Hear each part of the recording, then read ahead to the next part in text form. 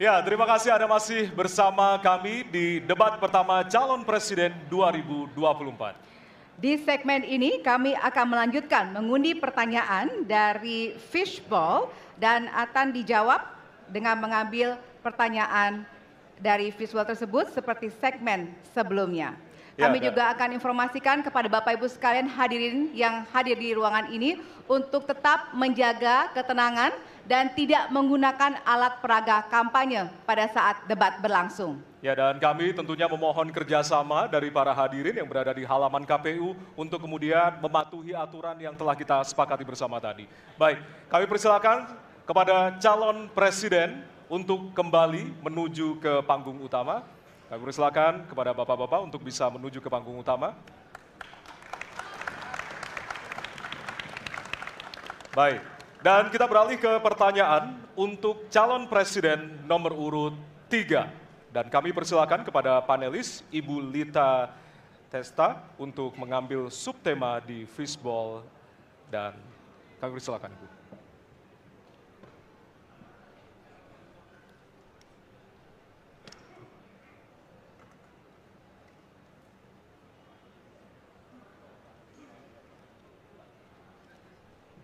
Ya, dan untuk temanya adalah pemberantasan korupsi. Baik, selanjutnya kami persilakan kepada panelis Bapak Made Sukmajati untuk mengambil pertanyaan dari Fishball. Silakan Bapak. Ya. Pertanyaan huruf C. Baik, kita akan menuju ke pemberantasan korupsi dan pertanyaan C. Ya. Dari amplop C, Bapak Ibu, masih tersegel. Kita akan buka.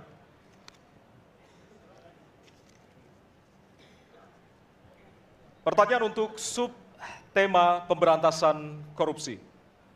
Penegakan hukum atas tindak pidana korupsi menunjukkan rata-rata tren vonis pengadilan yang relatif rendah dan minimnya angka pengembalian aset. Pertanyaan, apa terobosan yang akan Anda lakukan untuk menimbulkan efek jera bagi pelaku korupsi sekaligus menyelamatkan aset negara yang dikorupsi? Waktu Anda 2 menit Bapak, dimulai dari sekarang. Terima kasih. Yang pertama dari si penegakan hukumnya dulu. Maka kalau saya mulai dari sini, maka yang mesti dilakukan adalah pemiskinan. Yang kedua perampasan aset. Maka segera kita bereskan undang-undang perampasan aset dan untuk pejabat yang korupsi bawa ke Nusa Kambangan. Agar bisa punya efek jera bahwa ini tidak main-main. Namun yang perlu diberikan adalah contoh dari seorang pemimpin bahwa dia hidup sederhana, dia tidak bermewah-mewah, dia mengajarkan bagaimana integritas itu dibangun. Untuk para pejabat, ada 2 yang penting sekali. 1, biarkan mereka berkembang dengan meritokrasi yang baik sehingga pada saat menduduki jabatan tidak ada lagi jual beli jabatan. Yang kedua, jangan biarkan mereka store pada pemimpinnya. Kalau ini terjadi, kerunyaman itu akan muncul. Data ICW menunjukkan sekitar 230-an triliun dalam 10 tahun terakhir kerugian negara itu terjadi. Dan ini ekuivalen kalau bisa kita pakai untuk membuat puskesmas kira-kira 27.000. Terbayangkan oleh kita, edukasi itu mesti kita tunjukkan dengan sekali lagi teladan dari seorang pemimpin dan pemimpin tidak boleh ragu untuk memutuskan itu. Masih ada waktu Bapak, akan menambahkan? Cukup? Baik. Cukup, baik. Harap tenang. Terima kasih. Kami persilakan kepada calon presiden nomor urut 1 untuk menanggapi jawaban calon presiden nomor urut 3. Waktunya 1 menit, dimulai dari sekarang. Koruptor dijeratkan dengan undang-undang perampasan aset disahkan dan hukumannya mengikuti pemiskinan. 1. Yang kedua, yang tidak kalah penting, undang-undang KPK harus direvisi sehingga KPK menjadi lembaga yang kuat kembali.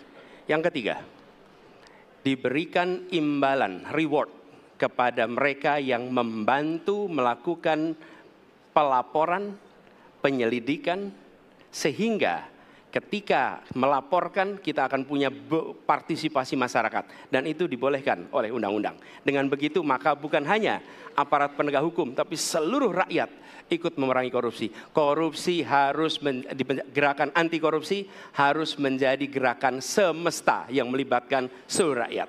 Kemudian yang keempat, yang tidak kalah penting, adalah standar etika untuk pimpinan KPK harus standar yang tinggi. Terima kasih.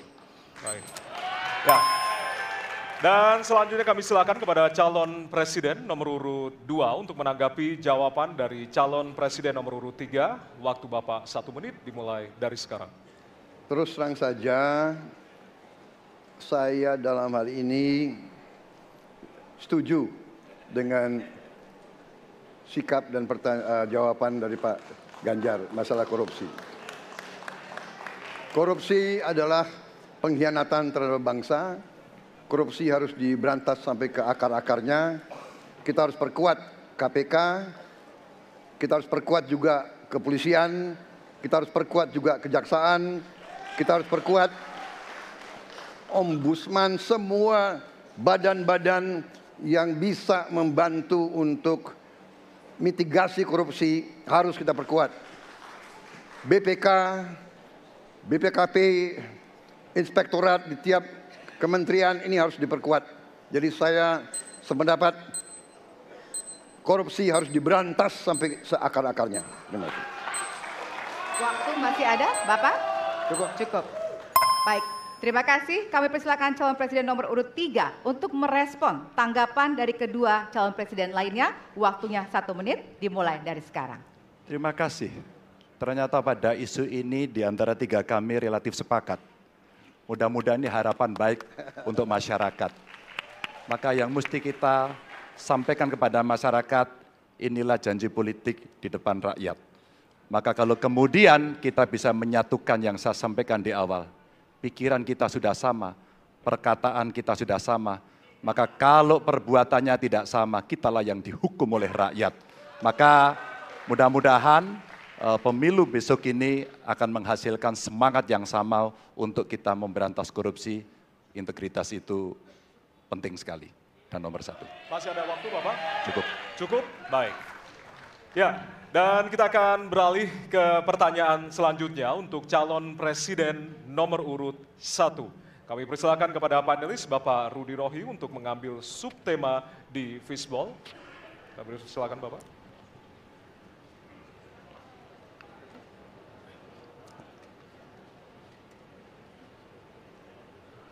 Diperlihatkan kepada kami semua, Bapak. Apa? Baik, temanya adalah penguatan demokrasi. Baik. Baik, selanjutnya kepada panelis Ibu Susi Dwi Haryanti untuk mengambil pertanyaan dari fishball. Hurufnya adalah A. Penguatan demokrasi dengan amplop A. Baik. Masih tersegel Bapak Ibu? Kita akan langsung buka.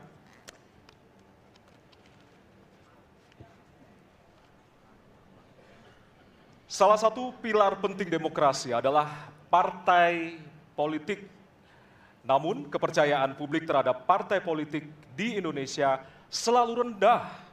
Pertanyaan, apa kebijakan yang akan Anda lakukan untuk melakukan pembenahan tata kelola partai politik? Waktu untuk menjawab 2 menit dimulai dari sekarang. Saya rasa lebih dari sekedar partai politik. Rakyat tidak percaya kepada proses demokrasi yang sekarang terjadi. Itu jauh lebih luas dari sekedar partai politik. Ketika kita bicara demokrasi, minimal ada 3. Minimal 3 nih. 1 adalah adanya kebebasan berbicara. Yang kedua, adanya oposisi yang bebas untuk mengkritik pemerintah dan menjadi penyeimbang pemerintah. Yang ketiga, adanya proses pemilu, proses pilpres yang netral, yang transparan, jujur, adil. 3. Dan kalau kita saksikan akhir-akhir ini, 2 ini mengalami problem. Kita menyaksikan bagaimana kebebasan berbicara menurun, termasuk mengkritik partai politik. Dan angka demokrasi kita menurun, indeks demokrasi kita. Bahkan pasal-pasal yang memberikan kewenangan untuk digunakan secara karet kepada pengkritik, misalnya Undang-Undang ITE atau pasal 14, 15 Undang-Undang nomor 1 tahun 1946. Itu semua membuat kebebasan berbicara menjadi terganggu. Yang kedua, oposisi. Kita saksikan minim sekali adanya oposisi selama ini. Dan sekarang ujiannya adalah besok. Bisakah pemilu diselenggarakan dengan netralitas, dengan adil, dengan jujur? Ini ujian ketiga. Jadi, persoalan demokrasi kita lebih luas dari segala persoalan kepada partai politik. Nah, bagaimana untuk partai politik sendiri? Partai politik perlu mengembalikan kepercayaan. Tapi di sini ada peran negara. Menurut saya salah satu masalah yang mendasar partai politik ini memerlukan biaya. Dan biaya politik selama ini tidak pernah diperhatikan di dalam proses politik. Untuk kampanye, untuk operasional partai, semua ada biayanya. Sudah saatnya pembiayaan politik itu dihitung dengan benar. Ada transparansi, sehingga rakyat pun melihat ini institusi yang bisa dipertanggungjawabkan. Jadi salah satu reformnya adalah reform pembiayaan politik oleh partai politik. Terima kasih. Baik. Waktu sudah habis, terima kasih. Kini kami persilakan calon presiden nomor urut 2 untuk menanggapi jawaban calon presiden nomor urut 1. Waktunya 1 menit dimulai dari sekarang. Mas Anies, Mas Anies.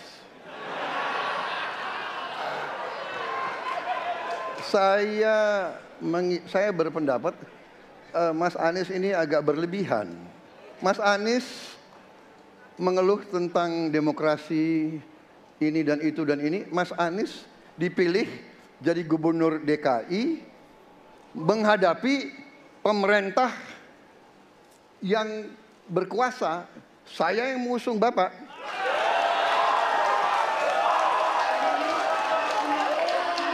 Kalau demokrasi kita tidak berjalan, tidak mungkin Anda jadi gubernur.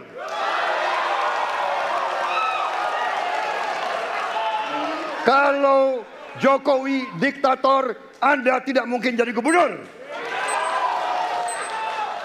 Saya waktu itu oposisi, Mas Anies. Anda ke rumah saya, kita oposisi, Anda terpilih. Waktu habis, Bapak. Harap tenang, Bapak Prabowo. Baik, para pendukung, kami mohon untuk tenang, para pendukung. Para pendukung, Baik.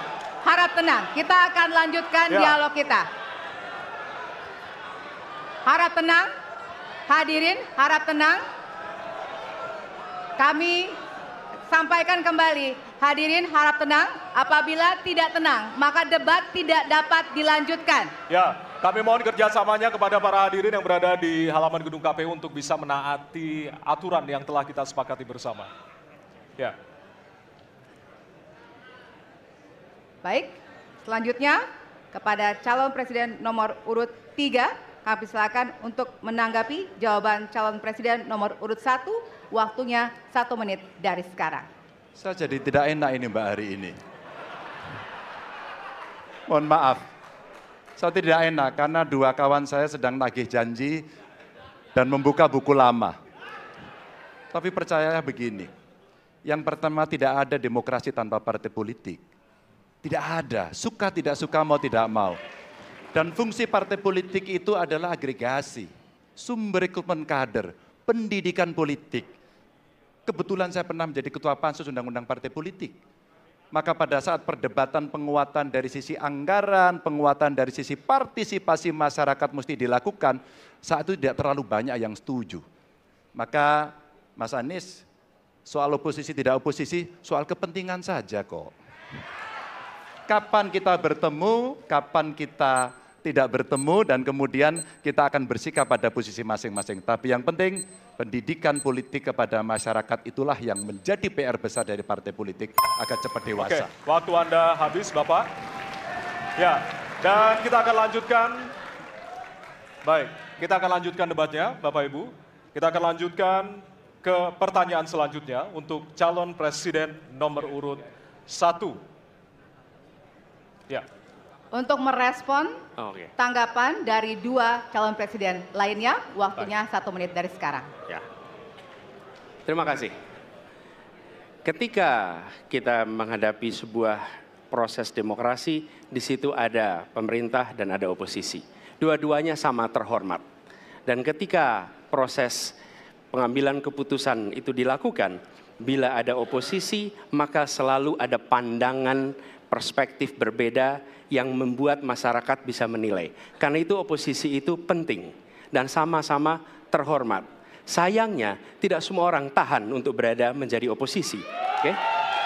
Seperti sampaikan Pak Prabowo tidak tahan untuk menjadi oposisi. Apa yang terjadi? Beliau sendiri menyampaikan bahwa tidak berada dalam kekuasaan membuat tidak bisa berbisnis, tidak bisa berusaha. Karena itu harus berada dalam kekuasaan.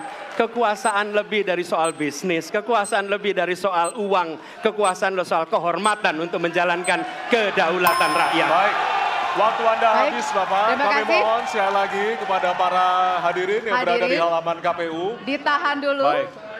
Baik, Pak Prabowo Bapak mohon Prabowo, maaf. Bapak mohon maaf. Waktu sudah Nanti habis. Waktu ada sudah kesempatan. habis. Ya. Baik. Hadirin. Nanti ada kesempatan untuk kembali menanggapi. Baik. Dan kita akan beralih ke pertanyaan terakhir untuk segmen ini dan untuk calon presiden nomor urut 2. Baik, kami persilakan kepada panelis, kepada Bapak Agus Riwanto untuk mengambil subtema.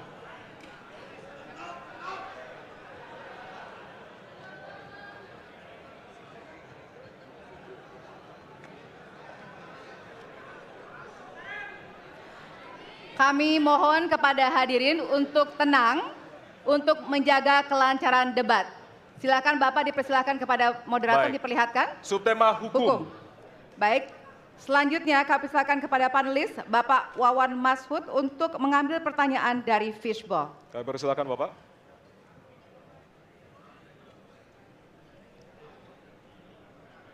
Baik. Amplop A. Amplop A, silakan. Ya. Masih tersegel, kita akan buka.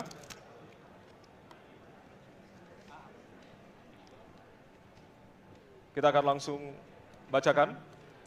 Konstitusi mengharuskan kekuasaan kehakiman dijalankan secara merdeka.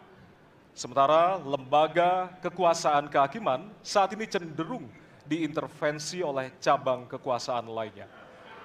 Pertanyaannya, apakah Anda setuju dengan pernyataan tersebut? Apa alasannya dan apa komitmen Anda untuk menjaga independensi kekuasaan kehakiman? Waktu Anda 2 menit, Bapak, dimulai dari sekarang. Saya sangat setuju bahwa kehakiman harus independen, kehakiman harus yudikatif, ya, harus independen, dan harus kuat, dan tidak boleh diintervensi oleh kekuasaan. Saya sangat setuju itu. Dan saya berkomitmen untuk memperkuat itu. Manakala saya menerima mandat dari rakyat, saya akan memperbaiki kualitas hidup semua hakim-hakim di Republik Indonesia, semua pekerja di sekitar pengadilan, dan semua penegak hukum akan saya perbaiki kualitas hidupnya, gajinya diperbaiki, supaya mereka tidak dapat diintervensi, tidak dapat disogok, tidak dapat dikorup. Itu komitmen saya kepada rakyat Indonesia. Terima kasih. Masih ada waktunya, Bapak, silakan menambahkan. Cukup. Cukup? Ya. Baik.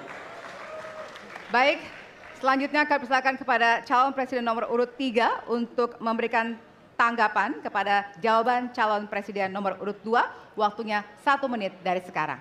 Terima kasih, komitmennya Pak Prabowo luar biasa.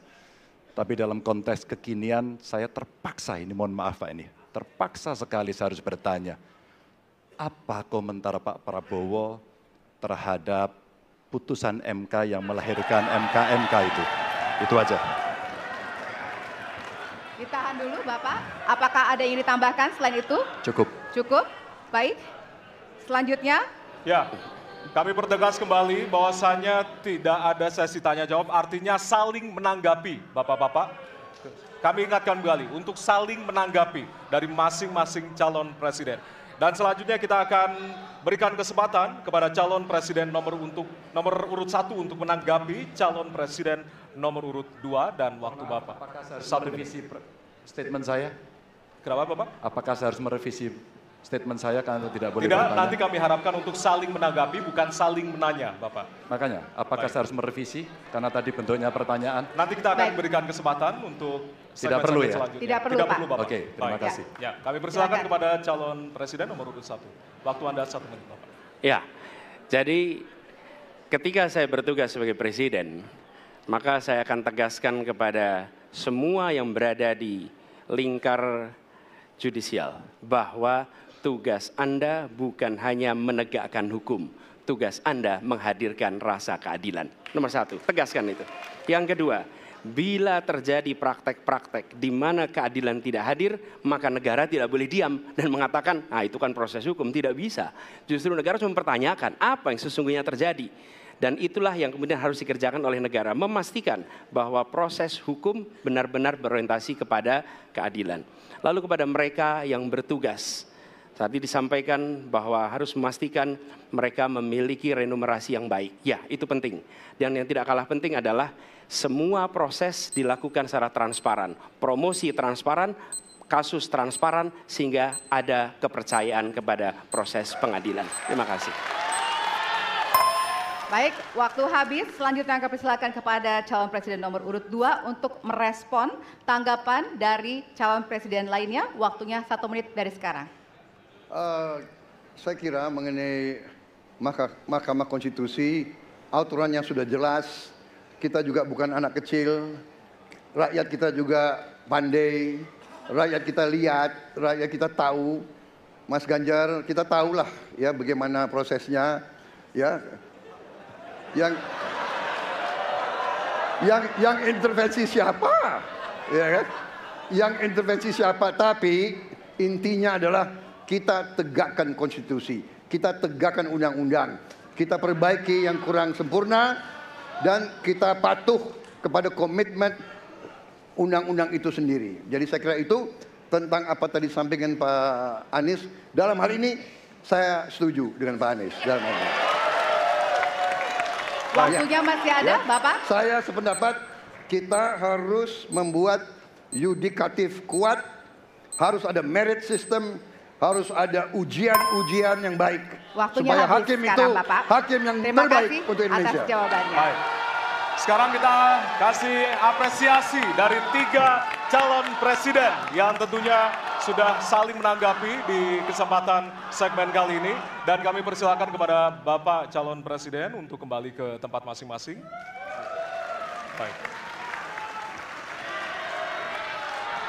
Kepada para pendukung, harap tenang. Ya, Para pendukung, kami mohon kepada para pendukung, acara debat masih berlangsung. ya, sekali lagi kami nanti akan kasih kesempatan untuk memberikan yel-yel dan juga dukungan dari masing-masing capres. Dan Ya. kita akan masih lanjutkan dengan suasana debat yang masih hangat tentunya. Ya, tentunya nanti akan ada perbedaan pada segmen berikutnya, hadirin sekalian. Bedanya adalah pertanyaan tidak lagi datang dari tim panelis, Ya. tapi pertanyaan akan datang dari masing-masing calon presiden. Ya, dan untuk itu tetaplah bersama kami dan kami kembali sesaat lagi.